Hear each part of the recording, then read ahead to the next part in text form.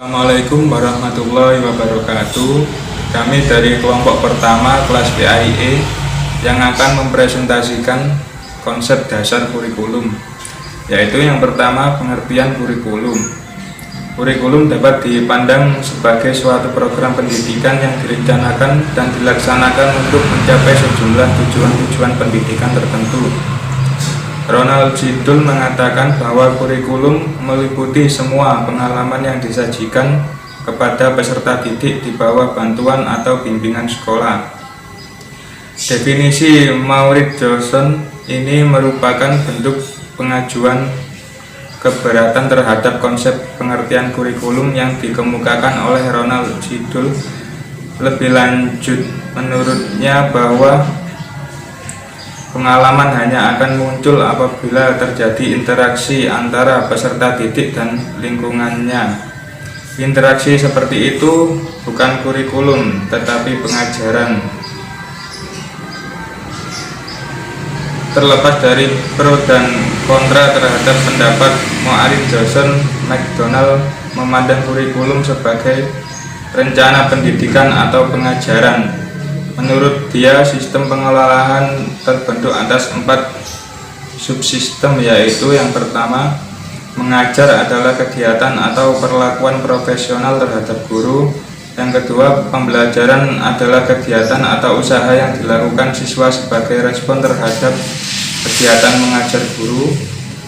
Yang ketiga, belajar merupakan keseluruhan kegiatan yang memungkinkan dan berkaitan dengan terjadi interaksi pengajaran. Yang keempat, kurikulum adalah suatu rencana yang memberikan arahan atau pedoman selama kegiatan mengajar. Dari sejumlah pendapat tersebut dapat disimpulkan bahwa kurikulum adalah semua pengalaman, kegiatan, dan pengetahuan secara didik di bawah bimbingan dan tanggung jawab sekolah atau guru. Dengan demikian, semua kegiatan yang dilakukan peserta didik memberi pengalaman belajar yang selanjutnya akan menjadi kristal nilai yang dipraktikkan dalam kehidupan yang lebih luas di masyarakat. Assalamualaikum warahmatullahi wabarakatuh. Saya Mas Afida Ar-Rahmah akan melanjutkan presentasi teman saya, yaitu tujuan kurikulum. Tujuan kurikulum merupakan salah satu komponen penting dalam perkembangan kurikulum. Tujuan kurikulum dapat dirumuskan dalam 2 hal. Yang pertama, perkembangan kebutuhan, tuntutan, dan kondisi masyarakat. Yang kedua, pemikiran-pemikiran dan terarah pada pencapaian nilai-nilai filosofis. Tujuan erat pada arah dan sasaran yang harus dicapai ada 2. Yang pertama, tujuan dalam mendesain kurikulum dapat membantu guru untuk mendesain sistem pembelajaran. Yang kedua, tujuan sebagai kontrol dalam menentukan batas dan kualitas pembelajaran. Menurut Bloom, dalam bukunya, bentuk perilaku sebagai tujuan dapat digolongkan ke 3 domain atau klasifikasi. Yang pertama, domain kognitif, tujuan yang mengacu pada kemampuan berpikir, mengingat, dan memecahkan masalah. Ada 6 tingkatan. Yang pertama, pengetahuan, pemahaman, penerapan, analisis, sintesis, dan evaluasi. Yang kedua, domain psikomotor, tujuan yang mengacu pada keterampilan seseorang, yang ada 6 tingkatan. Yang pertama yaitu gerak refleks, keterampilan dasar, keterampilan fisik, keterampilan perseptual, gerak keterampilan, dan komunikasi non-diskursif.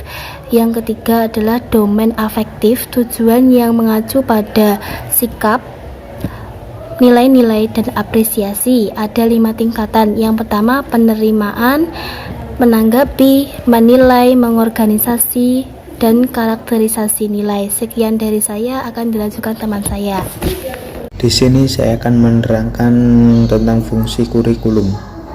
Berkaitan dengan fungsi kurikulum bagi siswa sebagai proses subjek didik, terdapat 6 fungsi kurikulum sebagaimana yang ditemukan oleh Alexander English dalam bukunya. Fungsi kurikulum dibagi dalam 6 macam. Yang pertama, fungsi penyesuaian. Yang kedua, fungsi pengenerasian. Dan yang ketiga, fungsi perbedaan. Yang keempat, fungsi persiapan. Yang kelima, fungsi pemilihan. Dan yang keenam, fungsi pengdiagnostik.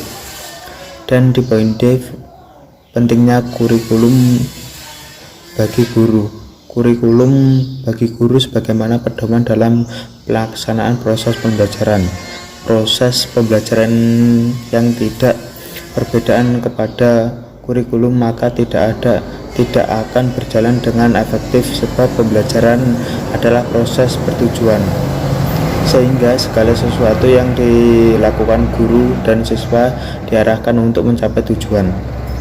Sedangkan arah dan tujuan pembelajaran serta sebagaimana cara dan strategi yang harus dilakukan untuk mencapai tujuan itu merupakan komponen penting dalam sistem kurikulum.